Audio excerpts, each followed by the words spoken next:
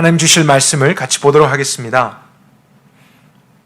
오늘 하나님께서 주실 말씀의 본문은 구약 성경 창세기 22장 6절에서부터 12절까지입니다. 창세기 22장 6절에서부터 12절까지 말씀을 저와 여러분이 함께 보도록 하겠습니다. 아브라함이 태음제 나무를 취하여 그 아들 이삭에게 지우고 자기는 불과 칼을 손에 들고 두 사람이 함께 가더니 이삭이 그 붙인 아브라함을 불러 내 아버지여 하니 그가 내 아들아 내가 여기 있노라 하매 이삭이 묻되 보소서 불과 나무는 있거니와 태음제에 쓸 어린 양은 어디 있나이까?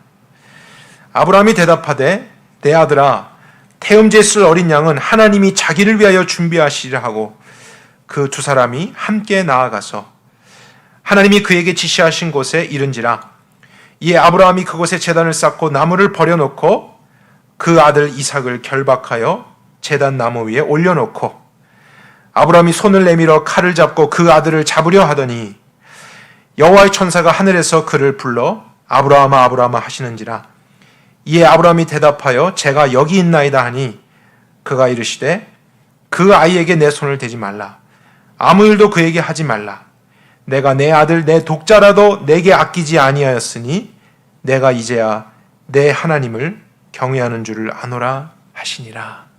아멘. 말씀을 위해서 기도하겠습니다. 하나님, 오늘도 영혼을 가진 우리에게 하나님께서 이 영의 양식을 채워주실 것 신뢰합니다. 우리에게 꼭 필요한 것이 무엇인지 아시는 하나님,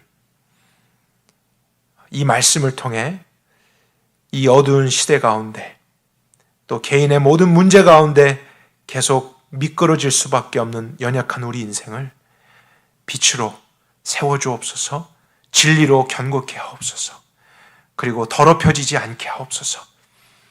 하나님께서 알아듣게 하시고 깨닫게 하시고 또 말씀의 성취를 통해 우리가 살아가는 것, 그 일까지도 경험할 수 있게 인도해 주시고 격려해 주시기를 원합니다. 하나님께 모든 것을 의지하며 예수 그리스도의 이름으로 기도했습니다.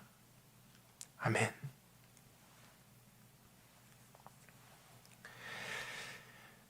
지난 시간에 이어서 창세기 22장의 내용을 여러분과 나누려고 합니다. 또 다음 시간에도 22장의 내용을 한 번 더 나눌 예정인데요. 다음 시간에는 신약의 관점으로 이 22장의 내용을 재조명함으로 이 안에 하나님이 계시해 주신 복음의 사실들을 구체적으로 생각해 볼 예정입니다. 저희들이 이렇게 지난주, 이번 주, 또 다음 주 세 번에 걸쳐 나눌 정도로 22장은 굉장히 가치 있는 중요한 많은 영적 사실들을 담고 있습니다. 22장에서 개인적으로는 아브라함이 자신의 믿음의 완성과 또 결정체를 경험하게 되죠. 그리고 성경 전체에서 보았을 때는 하나님께서 온 인류를 향한 구원을 어떻게 이룰 것인지에 대한 구원의 메시지가 포함되어 있습니다.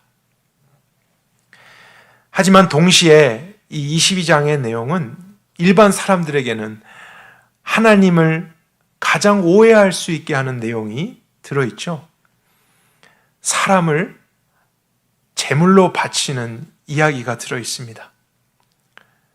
너무 잔인하고 끔찍해 보이는 사건입니다. 그래서 표면적으로 보았을 때 이 내용을 통해서 아무런 관심을 갖지 못하고 오히려 하나님께 등을 돌릴 수도 있게 되는 그런 부분이죠. 여러분, 진리는 언제나 양면성을 가지고 있다는 것을 아셔야 됩니다. 양면성이라고 하는 것은 두 가지의 관점이 있을 수 있다는 것이죠. 진리라는 것, 멀리서 관찰자로서 겉모습만을 보게 될 때는 별로 중요해 보이지 않고 흠모할 만한 것이 없이 가치를 발견하지 못해서 그냥 돌아갈 수 있습니다. 근데 같은 진리라 해도 그것을 가까이에서 깊이 자세히 보려고 하는 사람은 정말 인간으로서는 상상할 수 없는 신적인 영광과 거룩의 아름다움을 발견할 수 있습니다. 그래서 그것을 발견하고 맛본 사람은 다른 어떤 것에도 매이지 않고 진리의 사람이 되고 그 진리로 인해서 인생을 살아갈 수 있게 되죠. 그래서 이런 진리의 양면성이 있기 때문에 진리는 아무에게나 아는 것이 허락된 것이 아닙니다.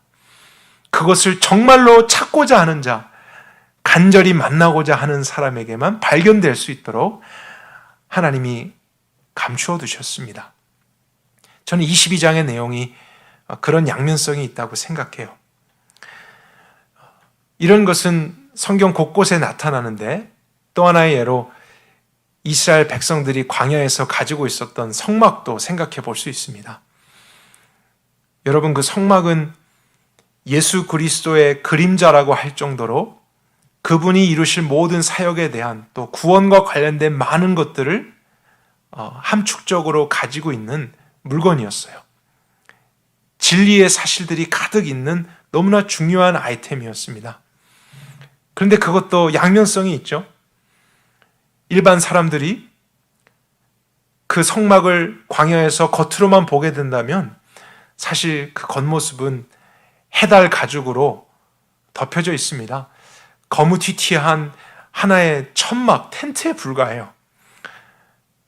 지나가는 사람이 팔짱을 끼고 그냥 관찰했을 때는 흠모할 만한 것 전혀 없습니다.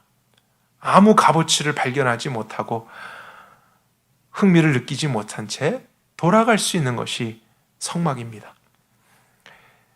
그러나 또 다른 면에는 그 성막 안으로 들어가게 됐을 때, 가까이 들어가게 됐을 때 그 안에는 온갖 색실로 정교하게 짜여진 그런 천들이 있죠.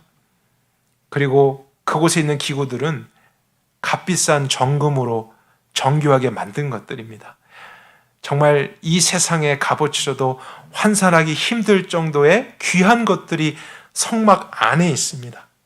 들어가 본 사람만이 발견할 수 있게 돼 있죠. 그리고 사실 가장 중요한 것은 그 성막의 모든 역할들을 통해서 그곳에 임재하고 계신 하나님의 영광을 만나게 되는 것. 이것이 진리 아니겠습니까? 그래서 그 성막 때문에 하나님과 함께 할 수 있는 이스라엘 백성이 된 것. 그들에겐 너무 소중한 것입니다. 하지만 이방인들에게는 아무것도 아닌 것처럼 보여지는 것. 진리의 이런 양면성이 있음을 생각하면서 오늘도 우리가 22장을 볼 때 이미 다 아는 내용이라 해도요, 조금 더 가까이 가보려고 하는 우리의 간절함이 있었으면 좋겠어요. 이 내용 안에 하나님이 감추어 두신 우리가 반드시 발견하고 발견했을 때에 우리 마음이 충만해질 수 있는 그 진리의 사실들로 인해서 우리가 기뻐하고 즐거워하고 그 영광 때문에 우리의 삶이 사라지게 되는 축복이 이 말씀을 듣고 난 후 우리 모두에게 있게 되기를 간절히 원합니다. 그럼 지난주 마무리됐던 내용 후부터 6절부터 말씀을 살펴보겠습니다. 아브라함이 자신의 종들과 함께 출발했지만 종들은 산 밑에 거하게 하고 아들 이삭하고만 하나님이 말씀하신 산에 올라가게 되죠. 그 태음제 번제를 위해서 나무를 취한 다음에 그것을 이삭의 등에 지우게 합니다. 그리고 아브라함은 불과 칼을 가지고 앞장서게 되죠. 두 사람이 함께 가는데 갑자기 이때 이삭이 아버지에게 곤란한 질문을 시작합니다.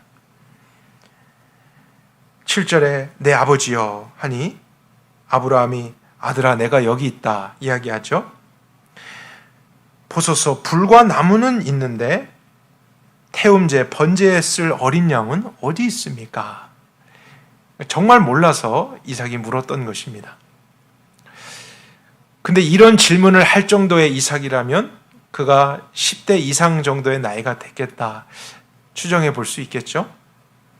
그는 지금까지 자라오면서 아브라함이 하나님께 제사를 드리는 것을 곁에서 보았고 또 함께 참여했었을 것입니다. 그래서 제사를 드릴 때는 어떤 물건들이 필요한지를 잘 배웠었겠죠. 그래서 아버지가 불도 가져오고 나무도 가져오고 칼도 가져오고 모든 것을 다 준비한 것 같은데 제사를 위해 가장 중요한 제물이 없는 거였어요. 하나님께 특별한 제사를 드린다고 하면서 이렇게 3일 길을 걸어서 왔던 아버지가 혹시라도 그 제물을 안 가져오신 것은 아닌가, 잊어버린 것은 아닐까 이런 생각을 했던지 아버지, 그 번제에 쓸 어린 양은 어디에 있습니까? 라는 질문을 했습니다. 하지만 아버지는 그 제물을 잃어버린 게 아니었죠. 왜냐하면 아들이 제물이었기 때문입니다. 그 사실을 지금 다 밝힐 수 없던 상황에 이 질문을 아들에게 직접 받았을 아브라함의 마음이 어떠했을지 한번 생각해 보십시오. 쉽지 않은 그런 상황입니다. 근데 그때에 아직 나이가 어리고 자신과 같은 믿음이 없다고 해서 나도 잘 모르겠다 이렇게 대답하는 것은 별 도움이 되지 않을 것입니다. 그리고 있는 사실 그대로 내가 너를 죽일 것이고 하나님이 너를 살려서 그분의 뜻을 성취하실 것이다 이렇게 말하는 것도 사실은 아들 이삭에게 이해시키기 어려운 내용이겠죠. 그런데 이때에 아브라함이 정말 지혜롭게 대답을 합니다. 8절을 한번 볼까요? 아브라함이 대답하되 내 아들아, 태음제 번제에 쓸 어린 양은 하나님이 자기를 위하여 준비하시니라. 하나님께서 자신을 위하여 준비하실 것이다. God will provide for himself. 이렇게 대답을 했어요. 우리가 이 말의 의미가 무엇일지를 이해해야 합니다. 하나님은 이삭을 죽이라고 말씀하셨죠. 근데 아브라함이 이삭을 죽이게 되면 어떤 문제가 생기게 됩니까? 하나님이 이전에 말씀하신 이삭을 통해서 큰 민족을 이루고 하나님의 뜻을 성취할 것이라는 하나님의 약속을 지키지 못하게 되는 일이 생기는 것입니다.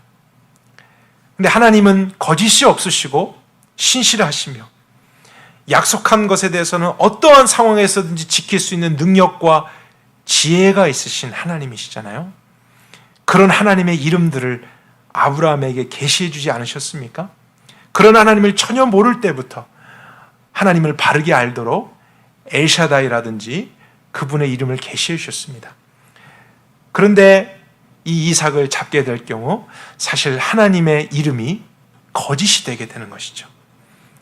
하나님의 성품이 거짓이 되는 것입니다.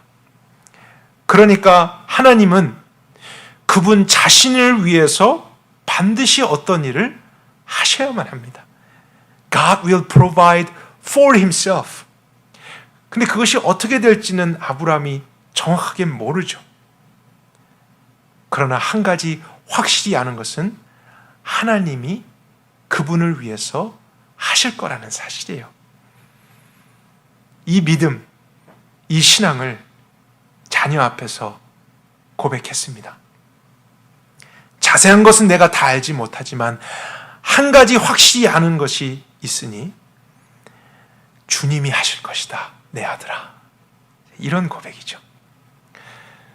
저는 정말 아버지로서 자녀에게 해줄 수 있는 가장 지혜로운 고백이었다고 생각합니다. 그 아이의 수준에서 또 아버지의 믿음을 지킬 수 있는 그런 고백이었죠. 그리고 8절에 두 사람이 다시 함께 길을 걷게 됩니다. 잠깐 흐름에서 벗어나게 되는 내용이겠지만요. 저는 아브라함과 이삭의 관계를 통해서 부모와 자녀 안에 있을 영적인 관계를 여러분과 잠시 생각해 보길 원해요. 아브라함과 이삭도 아버지, 아들, 부모와 자녀의 관계 아니었겠습니까? 믿음이 있는 부모라면 자신의 자녀들이 하나님을 알고 믿음을 갖길 원하는 마음이 당연하게 있습니다. 근데 오늘날 부모들은 그 믿음을 가르치기 위해서 아이들을 교회에 데리고 가고 성경 공부반에 이제 넣는 것이죠. 그리고 기독교 학교에까지 데리고 갈 때도 있습니다. 그런데 여러분, 자녀들이 신앙에 대해서, 믿음에 대해서 어디에서 가장 많이 배우는지 아십니까? 그것은 교회가 아닙니다. 학교는 더더욱 아니겠죠. 자녀들이 가장 잘 많이 믿음을 배우는 것은 가정입니다. 특별히 가정 안에서 부모의 삶을 보면서 자녀들은 귀로가 아니고 눈으로 믿음을 배우게 되어 있습니다. 아빠, 엄마가 하나님을 어떻게 여기며 사는가? 아빠, 엄마가 하나님의 말씀을 어떻게 여기는가? 자녀들은 의도하지 않아도요, 그것이 다 보이는 걸요. 그 가정 안에서 아버지, 어머니의 삶이 눈으로 보이고 있을 때에 그것이 믿음이구나, 그것이 신앙이구나 하는 것을 이해해 가게 됩니다. 특별히 결정적인 상황에서 부모가 무엇을 가지고 기준을 삼아 결정하는가, 아이들은 그것을 다 지켜본다고요. 그리고 인생은 또 믿음은 저렇게 하는 것이구나 배우게 되는 것이죠. 그렇기 때문에 우리가 자녀들의 신앙을 가장 잘 교육할 수 있는 방법이 있다면 어떤 것이 되겠습니까? 그들을 수백 명 아이들이 모이는 어떤 특별한 캠프, 성경 학교에 보내는 이런 방법이 아니라 내 자녀에게 신앙 교육을 시킬 수 있는 가장 좋은 방법은 부모된 나 자신이 하나님을 정말로 잘 믿는 것입니다. 내가 하나님의 말씀을 귀중하게 여기며 살아가는 거예요. 그것이 실제가 되는 것이 내 자녀에게 가장 좋은 신앙 교육입니다. 자녀는 눈에 보이지 않는 하나님을 눈에 보이는 부모를 통해서 배우고 있기 때문입니다. 그래서 아빠, 엄마가 교회를 아무리 데리고 가도 교회 밖에서 하나님에 대해서, 말씀에 대해서 자신의 생각대로 살아가게 되면 하나님은 그렇게 중요한 분이 아니구나. 하나님의 말씀은 그렇게 중요한 기준이 아니구나. 그것이 없어도 살 수 있는 것이구나. 이것을 우리를 통해서 배워가고 있는 것이라고요. 특별히 저희 자녀들 양육해 가면서 깜짝 놀라는 사실이 있잖아요. 좋은 것은 아무리 가르쳐 주려고 해도 잘 배워지지 않는데 나쁜 것은 빨리 배우지 않습니까? 우리의 그런 모습에 대해서도 잘못된 신앙과 믿음은 자녀들이 빨리 배워가고 있습니다. 물론 부모가 올바른 신앙으로 하나님 앞에 서 있다 할지라도 그릇된 길로 가게 되는 자녀들이 나올 수 있습니다. 그것이 우리가 인생을 우리 마음대로 할 수 없는 것이죠. 하지만 그런 자녀들이라 할지라도 부모가 온전한 신앙으로 중심을 지켜가게 되면 부모의 말을 함부로 듣지는 않습니다. 그 마음의 중심에 조금이라도 부드러운 것이 남아서 결정적인 순간에 부모의 말과 행동을 통해 그들이 느끼는 바가 있습니다. 그래서 잘못된 길로 갔다가도 다시 돌아왔던 자녀들이 나중에 공통적으로 간증하게 되는 내용이 어떤 것입니까? 내가 그럴 때에 부모님이 나를 위해 기도해 주셨던 것, 나 그 기도 때문에 하나님 만나게 됐습니다. 다 이런 내용들이 있잖아요. 절대로 헛된 것 없습니다. 우리의 바른 신앙과 하나님 앞에서의 믿음의 삶, 그것은 자녀들에게 정말 빛과 같이 비추게 되고 그들에게 가장 좋은 신앙의 교육이 됩니다. 그래서 여러분도 언젠가는, 아니면 이미 그런 날이 왔을지도 모르는데요, 이삭이 아브라함에게 물어본 것 같은 그런 일들이 일어날 수 있습니다. 아버지, 이것은 왜 그렇습니까? 이것은 어디에 있습니까? 자녀들이 그런 질문을 했을 때 저는 우리 중 어느 누구도 나도 잘 모르겠다, 이렇게 대답하는 부모가 없기를 바랍니다. 우리가 아브라함처럼 확실하게 구체적으로 모든 것은 알지 못해도 우리의 신앙으로, 아들아, 내가 모든 것을 다 알지 못하지만 하나님은 그분의 이름을 위해, 그분 자신을 위해서 하실 것이다, 주님이 하신다, 그렇게 견고하게 우리가 삶을 보여주며 우리도 인생이 다하는 그날까지 아브라함과 이삭이 같이 걸어갔던 것처럼 우리의 자녀들과 영적인 삶을 같이 걸어갈 수 있길 바랍니다. 부모님들, 아버지, 어머니들, 일어나십시오. 여러분의 믿음, 지금 그것을 지킬 때입니다. 우리의 자녀들을 우리의 믿음으로써, 우리의 삶으로써 바르게 인도해 줄 수 있기를 간절히 소망해요. 9절을 계속 보겠습니다. 하나님이 아브라함에게 지시한 곳에 이르게 됐습니다. 이삭은 그곳이 어딘지 몰랐겠죠. 아버지를 따라서 그냥 왔을 뿐입니다. 그리고 아브라함은 그곳에 제단을 쌓고 나무를 벌려놓습니다. 아들도 그것을 도와줬겠죠. 그런데 이제 드디어 아브라함이 아들 이삭을 밧줄로 묶기 시작합니다. 그리고 그 아들 이삭을 제단 위에 올려놓기 시작했죠. 왜냐하면 이삭이 제물이었기 때문입니다. 이때까지 이삭은 그 사실을 전혀 몰랐습니다. 그래서 아마 굉장히 당황했을 것으로 생각이 되죠. 많은 학자들은 이 내용을 살펴보면서 이삭이 그때 10대의 나이 정도 되고 아브라함은 110세가 넘은 그런 노인이었기 때문에 이삭은 늙은 아버지의 손을 뿌리치고 도망갔었을 수도 있었다, 이렇게 해석을 하고 있습니다.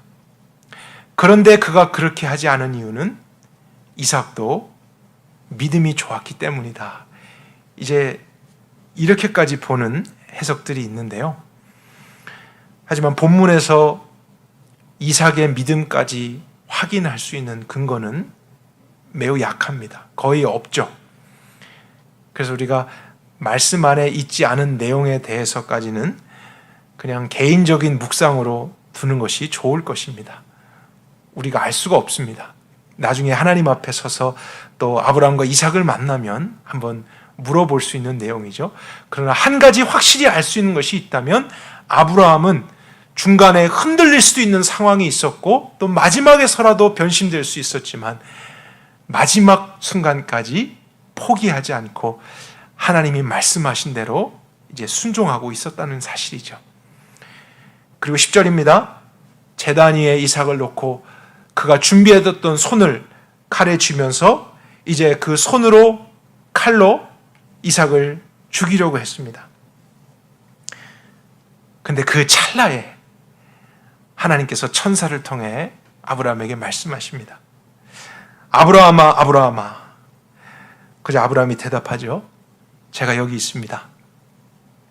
그가 이르시되 그 아이에게 내 손을 대지 말라. 아무 일도 그에게 하지 말라. 22장 1절에서 하나님이 시험하기 위해서 아브라함을 부르셨을 때는 아브라함아 이렇게 한 번만 말씀하셨는데요. 지금 이 10절, 11절 장면에서는 아브라함아, 아브라함아 두 번이나 급하게 부르셨습니다. 왜냐하면 그만큼 긴박한 상황이었고 아브라함은 정말로 하나님 앞에 내가 아들을 드릴 수 있습니다 하는 믿음만 고백하고 말려고 했던 것이 아니라 그 말씀을 문자적으로 순종해서 아들을 정말 제물로 잡아 죽이려고 했던 것입니다. 아브라함은 그렇게까지 정말 하려고 했어요. 왜냐하면 믿음이라고 하는 것은 관념이나 생각이 아니기 때문입니다. 하나님이 이렇게 말씀하셨는데 나는 그렇게 할 수 있어. 여러분, 이것은 믿음이 아닙니다. 그냥 생각일 뿐입니다. 여러분, 믿음이라고 하는 것은 생명이에요. 다시 말씀드립니다. 영적인 의미죠. 믿음이라고 하는 것은 생명입니다. 그것을 간단하게 이해해 보자고 하면 움직임이 있는 것입니다. 생명이 있는 것은 반드시 움직이게 되어 있잖아요. 그래서 그 믿음, 영적인 생명을 가진 아브라함은 생각만으로 이삭을 드리고 하나님은 내 믿음만 받으시는 것이지 정말 이삭을 죽이라고 말씀하신 것은 아닐 거야. 이렇게 자기가 해석하지 않고요. 그 믿음 생명 그대로 이제 순종하여 움직이게 되었던 것이죠. 야고보서에서도 그래서 믿음을 이렇게 정의하지 않았습니까? 영혼이 없는 몸이 죽은 것 같이 행함이 없는 믿음은 죽은 것이니라.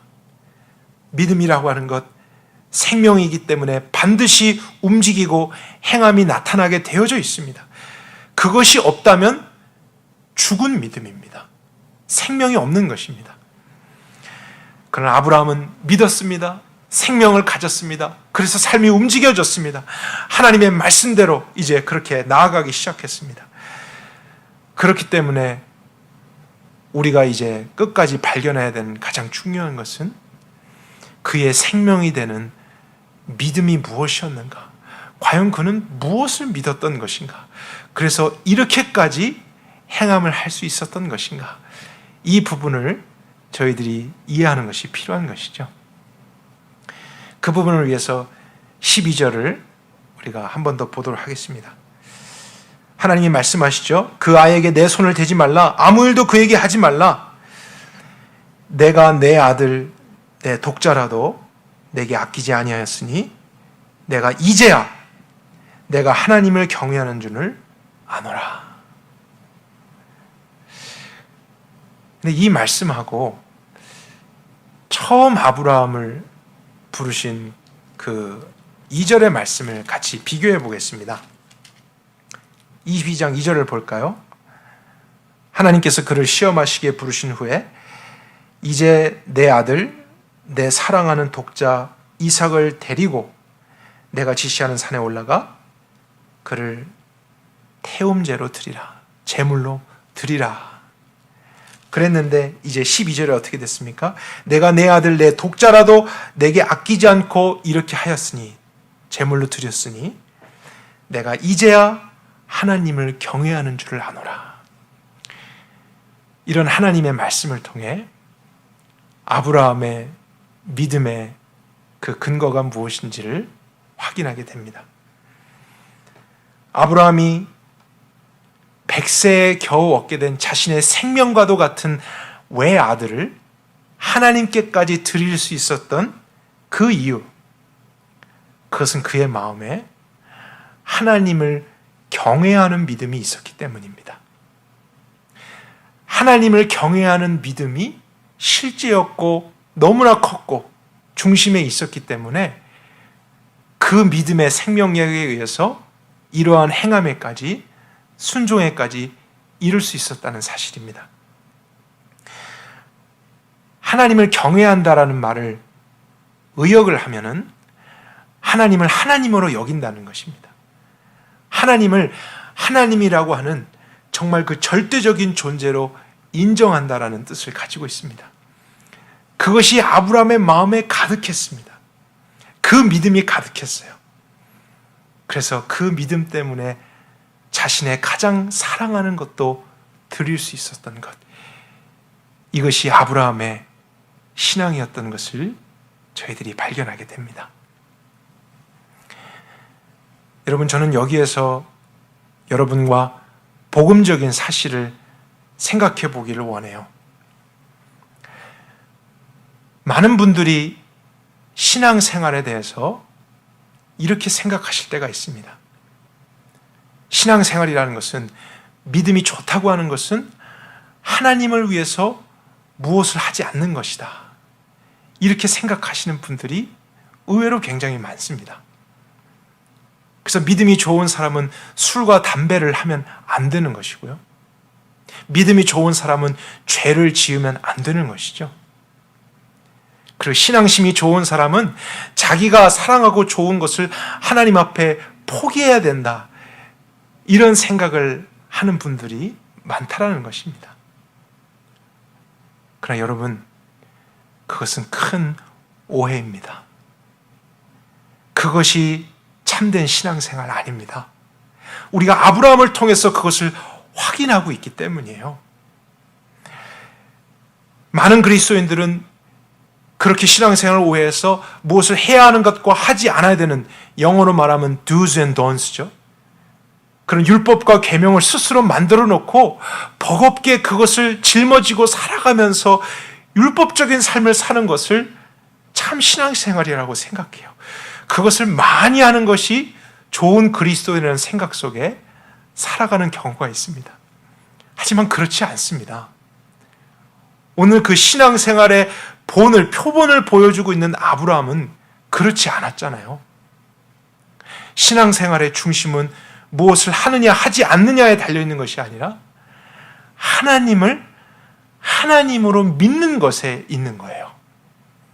그것이 기본입니다. 또 그것이 기반이에요. 하나님의 능력을, 하나님의 지혜를 인정하는 것, 그것이 내 안의 중심이 되는 것이 신앙생활입니다. 하나님을 경외하는 것, 하나님을 그 어떤 것보다도 존경하는 것, 하나님으로서 인정하고 하나님을 가까이 하려고 하고 하나님을 사랑하려고 하는 그 마음이 충만한 것이 신앙생활이에요. 그것이 실제가 되고 마음에서 믿어지게 되면은 그것 때문에 그 하나님보다, 그 하나님과 비교했을 때 덜 중요한 것들에 대해서 내려놓을 수 있게 되고 포기할 수 있게 되어지는 것이죠. 이것이 성경에서 가르치는 복음적인 신앙생활 아니겠습니까? 지금 내가 가지고 있는 것보다 더 좋은 것을 발견하고 믿었기 때문에 그 영광이 너무 크고 그것이 주는 기쁨과 즐거움, 만족이 내 안에 있기 때문에 그것과 비교해서 기쁨이 덜하고 즐거움이 덜하고 만족이 덜한 모든 것에 대해서 우리는 내려놓을 수 있게 되고 순종할 수 있게 되어지는 것입니다. 이러한 중심 없이 그냥 나 스스로가 나 자신을 개혁해가는 것, 무엇을 하고 하지 않는 것으로 열심히 뭔가를 이뤄가고 극복해 보려고 하는 것은 참된 신앙생활의 모습이 아닙니다. 기독교의 신앙을 오해하는 것이죠. 그렇다면 이제 질문을 해봐야겠죠. 아브라함은 정말 자신의 인생에서 가장 사랑할 수밖에 없는, 가장 소중할 수밖에 없는 아들 이삭마저도 하나님께 드릴 정도의 그 하나님을 경외하는 믿음이 있었다고 합니다. 그럼 도대체 어떻게 그런 하나님을 경외하는 믿음을 갖게 되었을까? 그 믿음의 근거가 무엇이었을까? 저희들이 질문해 보지 않을 수 없습니다. 왜냐하면 우리도 그 믿음의 근거를 알게 된다면 우리의 삶에도 이러한 순종, 또 우리 삶의 많은 변화들을 충분히 기대할 수 있는 것이죠. 그리고 그것은 아브라함에게만 국한된 것이 아니라 우리 모든 믿는 자들에게 허락된 하나님의 원리라는 것을 계속해서 배워왔습니다. 아브라함이 그만큼 하나님을 경외할 수 있었던 근거, 그것은 하루아침에 생긴 것이 아닌 11장에서부터 21장에 이르기까지 하나님께서 많은 문제와 사건 속에서 직접 계시해 주셨던 그분의 이름들을 경험하게 된 것이 아브라함의 믿음의 근거였던 것입니다. 하나님의 이름이라고 하는 것, 하나님의 속성이죠. 하나님의 하나님 되심. 처음부터 그거 몰랐습니다. 하나님에 대한 아무런 지식이 없었습니다. 경험이 없었습니다. 그러니까 갑자기 11장에 나타나셔서 내 아들을 나에게 바쳐라 이렇게 요구하셨다면 아브라함은 할 수 없었다고요. 왜냐하면 그만큼 하나님을 경외하는 믿음이 없었기 때문이고 그 믿음을 가질 수 있는 근거도 없었을 시점이기 때문입니다. 하지만 22장은 다르다고요. 하나님께서 그분 자신을 계시해 주심으로써 그 이름을 알게 하심으로써 이러한 믿음을 가질 수 있도록 하는 많은 근거를 그에게 보여주셨습니다. 그리고 그 근거들을 통해서 아브라함은 믿음을 갖게 됐어요. 하나님을 경외하는 믿음, 하나님의 능력을 인정하는 믿음, 하나님의 신실하심, 그분의 속성을 인정하는 믿음, 하나님을 그 어떤 것보다 경외하는 실제가 그 마음의 중심에 가득했기 때문에, 그 신앙심이 있었기 때문에 하나님이 이러한 것을 말씀하셨어도 오해하지 않았습니다. 하나님이 왜 이러시나? 하나님이 왜 날 힘들게 하시나? 하나님이 왜 이 좋은 것을 빼앗아 가시나? 이런 오해가 없었어요. 왜냐하면 하나님의 하나님 되심을 믿었기 때문이에요. 거짓 없으신 분, 신실하신 분, 그분은 이방 신처럼 잔인하고 악하고 음란하고 거짓된 신이 아니라는 것을 그는 믿었던 거예요. 하나님의 그 이름들을 통해서 영원하시고 영광스러우시고 가장 높으신 분, 그러나 은밀한 곳까지 나와 가장 가까이에 계실 수 있으신 분, 그분 너무나 거룩하고 영광스러운 분이시면서도 가장 은혜로우신 분, 그분의 능력은 한이 없고 모든 군대를 파하실 수 있는 강력한 힘을 가지신 것이지만 이 세상의 어떤 분보다도 가장 자상하시고 부드러우신 하나님이라는 것, 그는 그 하나님을 인정하고 믿게 되었습니다. 그 믿음이 있었기 때문에 이러한 상황에서도 흔들리지 않고 마지막까지 순종할 수 있게 된 것이죠. 그 생명이 들어온 것입니다. 이제 여기까지가 아브라함에 대한 이야기고요. 이제는 우리들에 대한 이야기를 제가 나눠보려고 해요. 이 부분에 대해서는 다음 주에 더 자세히 나누게 될 것이지만 저는 복음적인 사실로 이제 여러분과 22장의 내용을 오늘 다시 생각해 보려고 합니다. 잘 들어보십시오. 하나님은 우리 죄인들을 위해서 그분의 하나밖에 없는 아들 예수 그리스도를 대속 제물로 주셨습니다. 아브라함에게는 그 아들을 죽이는 것을 허락하지 않으셨던 하나님이셨어요. 그런데 하나님은 우리를 위해서 그분의 아들을 직접 심판하시고 죽이셨습니다. 그리고 그 아들의 생명을 주셨어요. 왜 그렇죠? 하나님이 왜 그렇게 하셨습니까? 그분의 이름을 계시해 주시기 위해서였어요. 어떤 이름일까요? 사랑이라고 하는 이름입니다. 하나님의 사랑, 바로 예수 그리스도의 희생을 통해 계시된 이름입니다. 그러나 우리가 아직 죄인 되었을 때에 그리스도께서 우리를 위하여 죽으심으로 하나님께서 우리에 대한 자신의 사랑을 확증하셨느니라. God is love 하는 그분의 이름을 우리가 필요한 어떤 것을 주심으로써 하나님은 날 사랑해 주시는구나 이렇게 계시해 주신 게 아니라 우리가 인생으로 생각했을 때도 우리 삶의 가장 소중하고 귀한 것은 우리의 자녀입니다. 우리의 생명입니다. 그것을 하나님께 내어드린 것이 가장 고결한 순종이라는 것을 아브라함을 통해서 이성적으로 생각해 보았습니다. 근데 그것이 이제 우리에게 적용이 된다고요. 하나님은 우리의 믿음의 근거를 주시기 위해서 가장 확실한 근거, 그 어떤 것에도 흔들릴 수 없는 하나님이 사랑이시라는 근거를 주시기 위해서 그분에게 가장 귀한 생명과 같은 아들 예수 그리스도를 주신 것입니다. 그래서 그분의 이름을 십자가를 통해 알게 되고 경험하게 되고 믿게 된 사람, 그들은 그 근거로 인해서 아브라함은 사실 그조차도 알지 못했을 때 인간으로서 할 수 없는 가장 위대한 순종까지 하지 않았습니까? 하지만 우리는 시작부터 아브라함과 다른 거예요. 우린 시작이 하나님께서 우리를 위해서 그분의 아들을 주셨다는 사랑에서부터 시작입니다. 그 위대한 사랑, 도저히 설명할 수 없고 이해할 수 없는 신적인 사랑을 내가 근거 삼아 믿었다면 우리는 이 세상을 살아가면서 순종하지 못할 것이 없다. 성경은 우리에게 그렇게 반문하고 싶은 것입니다.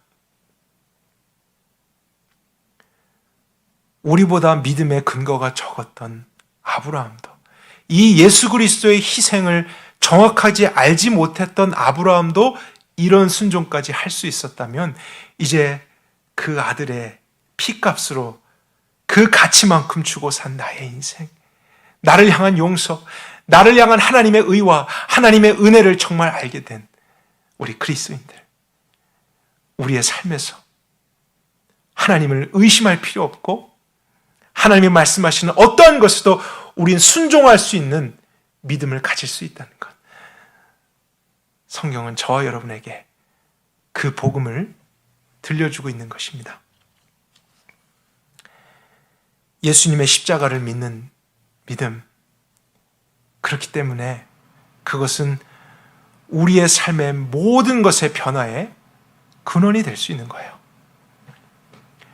내가 가장 사랑하고 소중하게 여기는 것도 하나님 앞에 아낌없이 드릴 수 있는 것, 우리의 힘으로 안 됩니다. 우리가 아무리 결심하고 노력해도 우린 그럴 수 없어요. 우리의 죄가 우리를 사랑하게 하기 때문입니다. 하지만 그것보다 더 크고 온전한 사랑이 우리 안에서 중심이 되고 충만하게 되고 그것이 우리의 신앙 힘이 될 때 우리는 그 믿음으로 말미암아 어떠한 것에도 매이지 않고 모든 죄로부터도 벗어날 수 있고 이 세상에서 하나님 뜻에 대한 온전한 순종을 이룰 수 있게 되는 것입니다. 그러므로 여러분 생각하십시오. 오늘날 여러분의 삶을 이 복음의 근거에서 생각해 보십시오. 나는 왜 이렇게 변화되지 않을까? 여러분, 왜 변화되지 않을 것 같으세요? 다른 이유가 아닙니다. 그 변화를 이룰 수 있게 하는 우리에게 주신 가장 확실한 믿음의 근거에 대해서, 예수 그리스도의 십자가에 대해서 우리가 더 가까이에서 보지 않았기 때문일 수 있다는 거예요. 진리의 양면성 아까 말씀드렸잖아요. 예수님의 십자가를 멀리서 보고 다 알았다고 쉽게 생각하고 그냥 지나쳐가는 사람들은 그 진리의 실제를 경험하지 못할 수 있습니다. 그래서 아무나 쉽게 변화되는 것이 아니에요. 정말로 그것을 알고자 하고 가까이에서 깊이 경험하고자 하는 사람, 그는 단순해 보이는 그 십자가 안에서 깊이를 알 수 없는 끝없는 영원한 하나님의 사랑과 은혜를 체험하게 됩니다. 그것을 가슴 깊이 사무치도록 경험하게 돼요. 우리의 죄를 향한 하나님의 그 무서운 진노와 의를 알게 되고, 그럼에도 불구하고 우리를 용서하신 그 사랑, 어떻게 하나님이라는 절대자가 그분의 아들을 희생시키면서까지 나를 구원하시고자 했는가? 여러분, 이것을 세상적인 사람들의 논리로 생각해 봐도 말도 안 되는 것입니다. 이 세상에 있는 이방 신들도 인신 제사를 요구합니다. 역사적으로 많은 그런 증거들이 있잖아요. 성경에서도 암몬과 모압 족속이 인신 제사를 드리게 했습니다. 그래서 자기의 자녀들을 불살라 바쳐서 그 신의 어떤 노여움을 달래고 원하는 축복을 얻어내는 그런 일들이 있었어요. 하지만 이 세상에는 어떠한 신도 인간을 위해, 자기의 백성을 위해 자기의 아들을 대신 희생해 준 신은 없습니다. 그런 건 이야기로도 없어요. 왜냐하면 말도 안 되기 때문이죠. 그러나 정말 이성적으로 논리적으로도 말도 안 되는 일을 창조주 하나님이 저와 여러분을 위해 하셨다고요. 우리가 그것을 더 깊이 있게 진지하게 생각해보고 묵상하고 그 진리 앞에서, 십자가 앞에서 우리의 지정의가 함께 부딪히고 녹아지고 경험하게 되는 이런 체험이 없고서야 우린 그 사실을 다 알았다라고 할 수 없습니다. 그리고 정말 우리가 그 사랑을, 그 하나님의 이름, 예수라는 이름을 알게 되었다면 우리는 이 세상에서 순종하지 못할 것 없고 변하지 않을 수 없습니다. 왜냐하면 그것보다 큰 것은 이제 나에게 없는 것이거든요. 내 마음에 그것보다 더 확실하고 기쁜 것, 하나님의 그 사랑이 사실이라면 이제 두려울 것도 없는 거예요. 그 하나님이 자기 아들도 아끼지 아니하시고 우리 모든 자들을 위해서 내어주셨으니 아들과 함께 모든 것을 우리에게 선물로 주지 아니하시겠느냐. 하나님께 가장 귀한 아들마저도 주셨다면 그 아들 이하에 있는 가치 우리에게 왜 안 주시겠습니까? 그 자신감, 그 믿음 우리 안에 신앙으로 있다면 우리는 못할 거 없는 거예요. 하나님께 어떠한 희생을 드려도 아까운 것이 아니에요. 그것이 되어집니다. 복음은 그런 힘이 있습니다. 우리의 삶을 바꿀 수 있는 유일한 힘, 하나님의 그 은혜와 사랑 때문입니다. 복음에 대한 그 믿음 때문이에요. 그것 때문에 우리는 죄를 버리고 우리의 삶을 괴롭게 하는 은밀한 모든 것들도 다 청산할 수 있는 것입니다. 그리고 이 세상이 아무리 거대하고 그가 가진 힘으로 우리를 정복하려고 해도 우린 뿌리칠 수 있는 것, 우리의 능력 아니에요. 그 하나님이 우리 가운데 행하신 그 사랑, 그 은혜에 대한 믿음으로 말미암아 세상을 이기는 것입니다. 내가 확신하노니 사망이나 생명이나 천사들이나 권세자들이나 능력이나 현재일이나 장래일이나 높음이나 깊음이나 다른 아무 피조물도 우리를 그리스도 예수 우리 주님 안에 있는 하나님의 사랑에서 끊을 수 없느니라. 여러분, 우리가 다시 이 복음으로 돌아가십시다. 복음 외에는 우리의 삶에 소망이 없습니다. 그리고 사실은 그것이 전부예요. 우리의 신앙의 회복, 우리의 신앙의 변화, 우리의 신앙의 어떤 새로움, 다른 방법 없습니다. 이미 하나님께서 계시해 주신 그 사랑의 이름, 공의의 이름, 구원의 이름, 예수 그리스도를 믿는 것 외에 다른 방법 없습니다. 더 가까이 오십시오. 시대가 긴박합니다. 정말 주님이 오실 날 얼마 남지 않은 것 같아요. 또 개인적으로도 여러분의 문제가 여러분의 삶에 계속 발목을 붙잡고 있지 않습니까? 믿음밖에 없습니다. 예수 그리스도, 다 알고 있다 생각했던 우리의 이 가벼운 마음과 생각을 내려놓고 하나님께서 계시해 주신 대로 그 깊은 바닷속에 뛰어들어 그 생명의 샘물을 마시고 그분의 생명의 떡을 먹고 그 은혜 속에서 이 마지막 시대를 하나님의 말씀에 대한 온전한 순종으로 살아갈 수 있는 저와 여러분 될 수 있길 바랍니다. 주님이 하십니다. 같이 기도하겠습니다. 살아계시며 신실하신 하나님, 오늘도 우리를 이 은혜의 말씀의 자리로 인도하시고 우리의 영혼에 이 진리의 빛 비춰주셔서 감사합니다.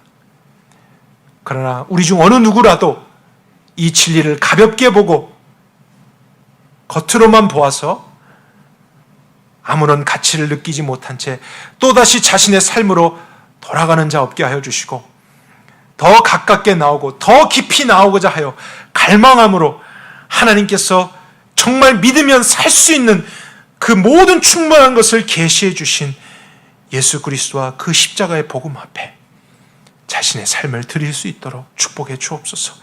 노년에 있든지 장년이든지 청년이든지 어린아이든지 어떠한 문제와 상황이 있든지 진리는 하나가 아니겠습니까? 하나님의 계시해 주신 바로 그 구원의 이름 예수 그리스도, 그것을 우리가 다시 한번 바르게 믿을 수 있기를 원합니다. 하나님 감사합니다. 우리를 위해서 행하여 주신 모든 일 감사하고, 우리가 이 믿음을 실제로 여겨 올바른 신앙생활 속에 하나님보다 다른 어떠한 것도 중요하게 여기지 않고 하나님의 말씀에 온전한 순종에 이를 수 있기까지 우리를 이끌어 주시옵소서. 예수 그리스도 이름으로 기도했습니다. 아멘. 우리 함께 자리에서 계속해서 기도의 시간을 갖기를 원합니다. 오늘 말씀에 근거해서 다른 어떤 것보다 우리 자신을 위해 기도했으면 좋겠어요. 또 말씀 중간에 나눴지만 우리 자신의 믿음이 바르게 되는 것, 이것은 정말 우리 자신만을 위한 게 아니라 우리 자녀들이 진리를 경험할 수 있는 너무나 중요한 것입니다. 그래서 우리가 먼저 진실하게 하나님을 믿는 사람이 되는 것, 그렇게 살아가도록, 그러나 그렇게 살 수 있는 유일한 근거 예수 그리스도에 대해서 하나님이 아들을 나를 위해 내어주셨다는 사실, 그 사랑, 그 용서, 우리가 더 깊이 깨닫게 되도록 우리의 마음을 위해 기도했으면 좋겠고요. 또 우리 가정을 위해서도 기도하십시다. 여러 문제와 상황 중에 있다 할지라도 우리가 모든 것을 자세히는 알지 못하지만 확실히 아는 것 하나 있잖아요. 주님이 하십니다. 하나님이 그분을 위해서 친히 예비하실 것입니다. 그 믿음이 우리 가정에서도 실제가 될 수 있도록 같이 부부는 또 서로를 위해서, 또 자녀들 위해, 부모를 위해 같이 기도하기를 원합니다. 공동체를 위해서도 함께 기도하십시다. 이 공동체에 속한 많은 형제 자매들이 이 긴박하고 어려운 시기 가운데 육적으로나 영적으로 퇴보하지 않고 또 넘어지지 않고 하나님의 은혜 속에서 올바른 믿음 가운데 설 수 있도록 우리가 꼭 서로를 붙들어주는 기도를 드렸으면 좋겠고요. 또 6월 17일 수요일부터 저희들이 모임을 재개하려고 하고 있습니다. 하지만 어디까지나 우리의 계획일 뿐 모든 걸음을 인도하시는 분은 하나님 한 분이십니다. 그리고 정말 우리 모두가 순종하기를 원합니다. 그래서 하나님께서 이 공동체의 주인 되셔서 지금 상황에 우리가 어떻게 해야 될지 주님이 알려주시고, 또 그것이 주님의 뜻일 때에 우리의 생각보다 더 오르신 주님께 모두 다 순종하고 그 순종의 놀라운 영광을 볼 수 있도록 공동체를 위해서 꼭 기도해 주십시오. 또 사회와 나라를 위해서도 마지막 생각해서 기도하십시다. 정말 대외적으로 여러 가지 어려운 또 문제들이 있습니다. 많은 갈등이 있습니다. 그러나 인간적인 수준이 아닌 하나님의 공의와 정의가 정치, 경제, 사회, 문화, 예술, 가정, 교육 모든 분야 가운데 실현될 수 있기를 저희들이 영적으로 기도했으면 좋겠어요. 이것은 세상 사람들은 추구할 수 없는 것입니다. 그리고 이제 우리가 그리스도인으로서 이 세상 가운데 해야 될 물론 책임도 있을 것입니다. 연약한 자들을 돕고 섬기는 일들이 있겠죠. 하지만 먼저는 하나님의 공의가 서고 사람들이 그 하나님을 알므로써 서로가 죄를 버리게 되고 회개하게 되도록, 또 그 일을 위해서 우리가 복음을 전하거나 우리의 삶이 사용될 수 있기를, 또 모든 문제 가운데 하나님이 간섭하시고 개입해 주시고 지혜를 주시고 이 나라를 불쌍히 여겨주시기를 우리가 같이 한번 사회와 나라를 위해서도 기도했으면 좋겠습니다. 이렇게 모든 제목을 가지고 우리가 합심해서 같이 기도드리신 후에 각자의 자리에서 예배를 마치도록 하겠습니다. 함께 기도하십시다.